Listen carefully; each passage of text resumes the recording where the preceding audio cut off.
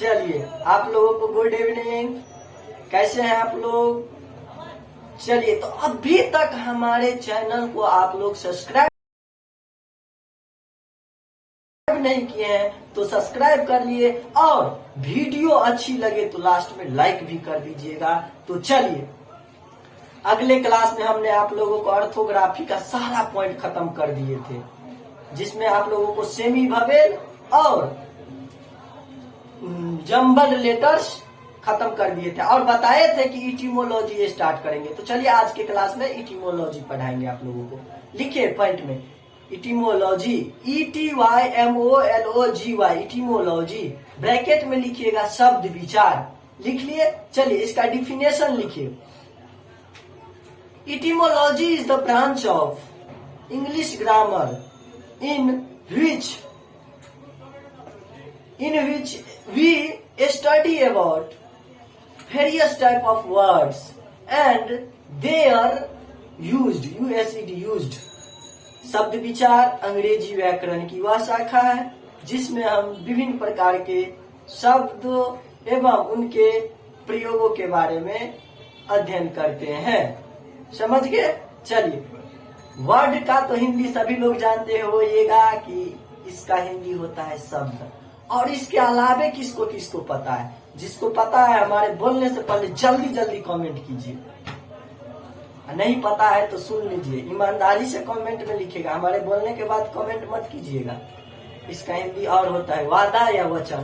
तो चलिए, वादा कहाँ बोलेंगे वर्ड का प्रयोग, और वचन, वादा या वचन कहाँ बोलेंगे, और शब्द कहाँ बोलेंगे। तो चलिए, डबल स्टार मारिए, लिखिए। जब शब्द का अर्थ जब वर्ड का अर्थ शब्द होता है तो इनका प्लुरल बनता है। जैसे वर्ड है तो प्लुरल में इसका वर्ड्स हो जाएगा। समझ गए? चलिए, डबल स्टार मारिए, लिखिए। और जब वर्ड का अर्थ वादा या वचन होता है तो इसका प्लुरल नहीं बनता है। इसी से आप लोग समझ जाइएगा, जहाँ प्लुरल होगा वहां पर शब्द होगा, जहाँ पे प्लुरल नहीं होगा वादा या वचन है। तो चलिए, जैसे में देखिए, जैसे में लिखिए, मैंगो इज ए वर्ड। यहाँ पर वर्ड का प्रयोग शब्द के लिए किया गया है। और दूसरा लिखिए, I give you word, I give you my word. मैं तुम्हें अपना वचन देता हूं। यहाँ पर क्या होगा? वर्ड का अर्थ वचन। समझ गए? चलिए, अब वर्ड माने शब्द लिखिए ब्रैकेट में, इसका डिफिनेशन लिखिए।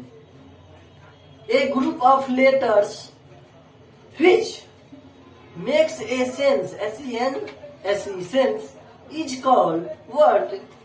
अक्षरों का वह समूह जिनमें कोई अर्थ निकलता हो शब्द कहलाता है। जैसे देखिए, अक्षरों का वह समूह जिसका कोई अर्थ निकलता हो शब्द कहलाता है। जिस प्रकार की जंबल लेटर्स यानी निरर्थक शब्द में जो कहते थे कि जिसका कोई अर्थ न निकले निरर्थक शब्द कहलाता है, इसी प्रकार अगर वर्ड में कोई अर्थ निकलता हो तो उसे हम शब्द कहते हैं।